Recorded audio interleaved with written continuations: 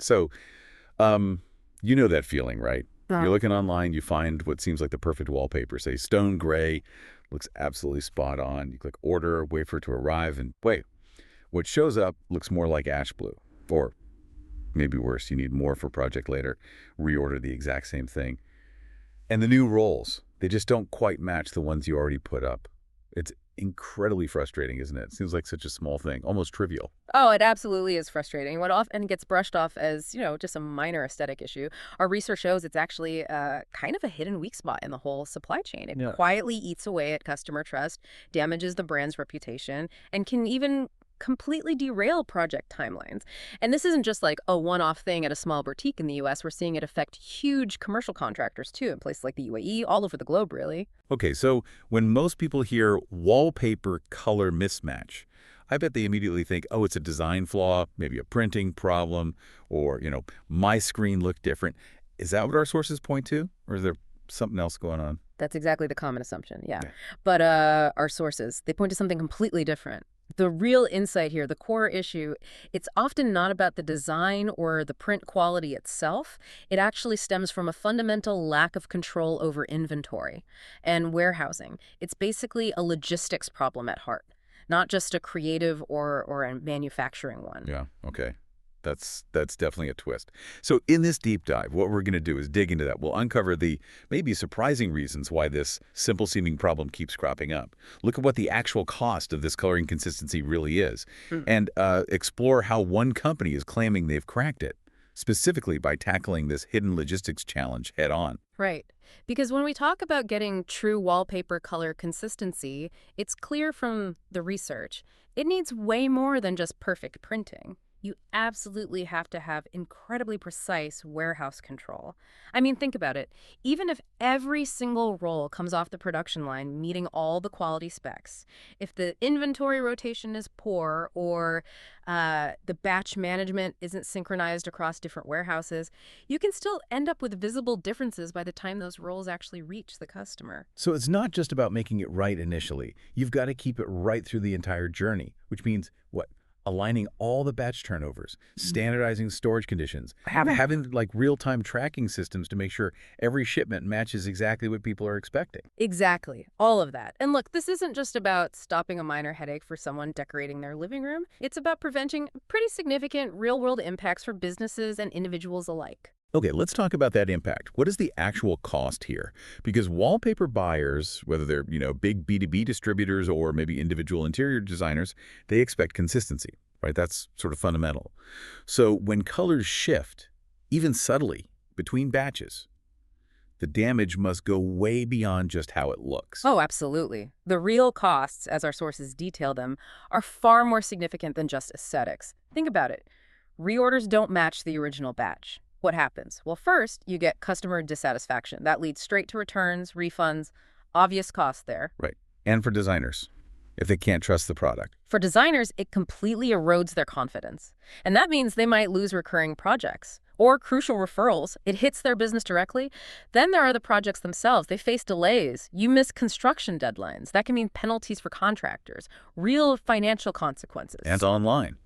E-commerce must feel this too. Definitely. On the e-commerce side, this stuff translates directly into poor online reviews, lower product ratings, which of course reduces the product's visibility. People just won't buy it if the reviews are bad.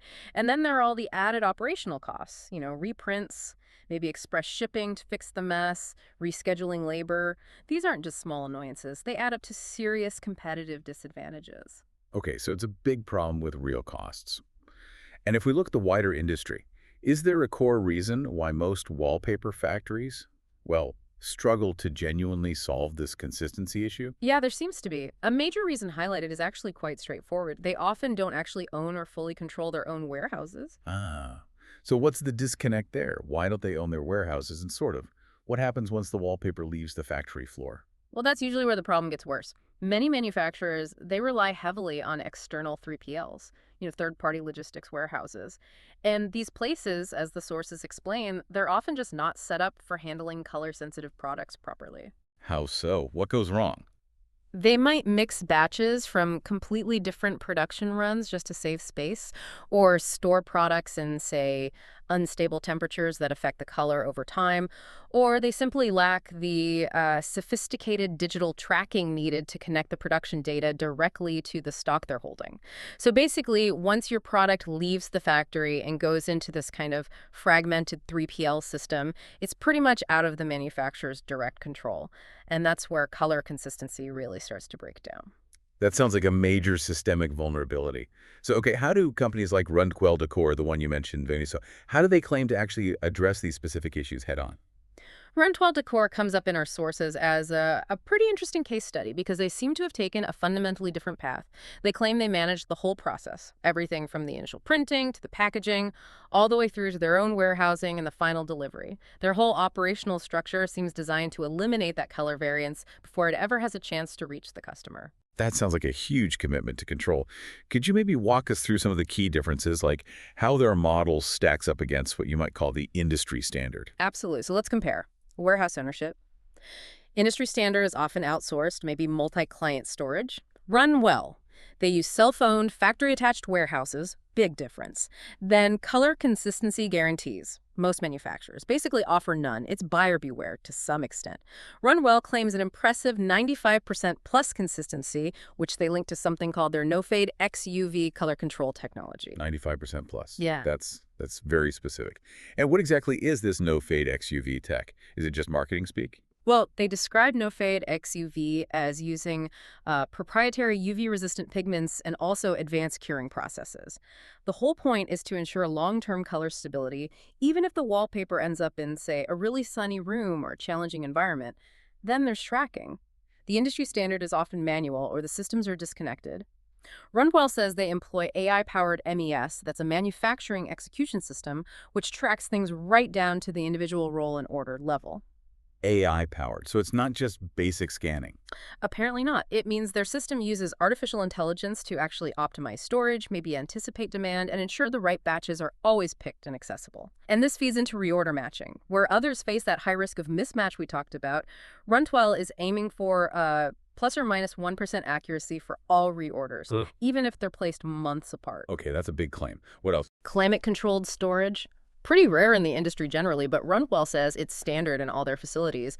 And maybe most critically, their production and storage systems are fully integrated, not fragmented like you often see elsewhere. This sounds like a really robust, powerful model for RunpWell, certainly.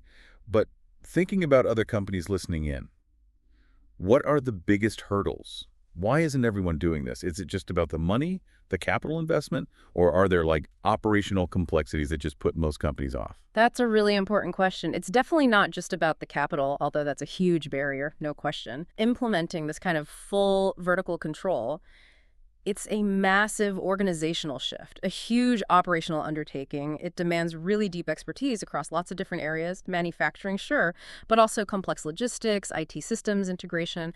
Most companies would find it incredibly challenging just to build that internal capability, let alone maintain it effectively across the globe. And there's also the strategic choice, isn't there?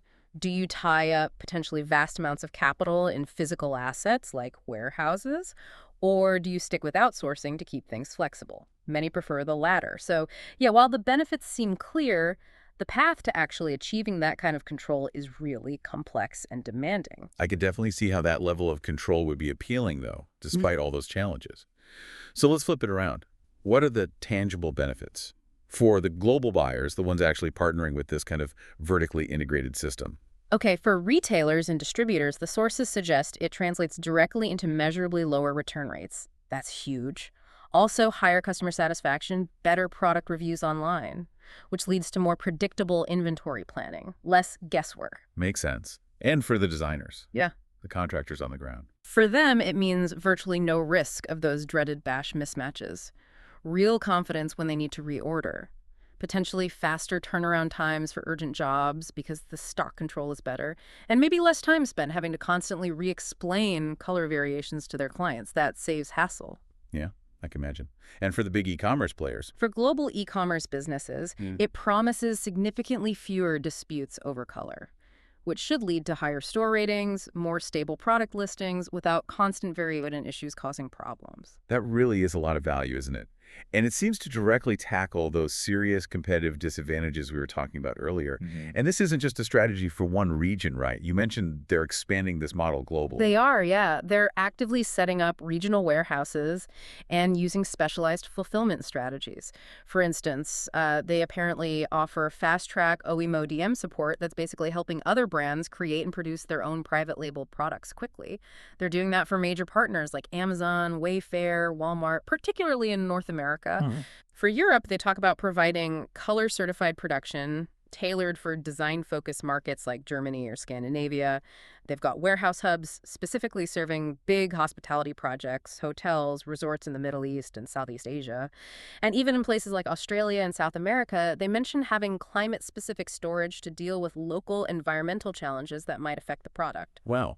So it really sounds like no matter your region or what you're using it for, commercial, residential, even DIY, the ultimate goal is the same. It's making sure that what your customer sees, whether it's online or a sample, is actually what they get in the end. Hmm. It all comes back to fixing that initial, really frustrating problem of the mismatched wallpaper. Exactly. And just to sort of reiterate the main point from our deep dive today, what often gets dismissed as, a minor detail, this wallpaper color inconsistency, it's fundamentally a supply chain and warehouse control problem. It's not just about the printing process. All those common excuses you hear, oh, it's screen differences or lighting conditions or dye lot variations, those are really just symptoms. They're not the actual root Right. cause. And the key takeaway, looking at approaches like RunpWell Decors, seems to be that the real solution lies in what they call full vertical control. Mm. Basically, having control from the moment it's printed right through to the warehousing and delivery.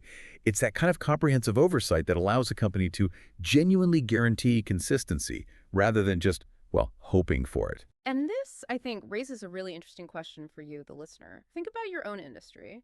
What other seemingly simple product characteristics or maybe customer expectations might actually be getting undermined by similar hidden weak points, logistical gaps somewhere in the supply chain that nobody's really focused on?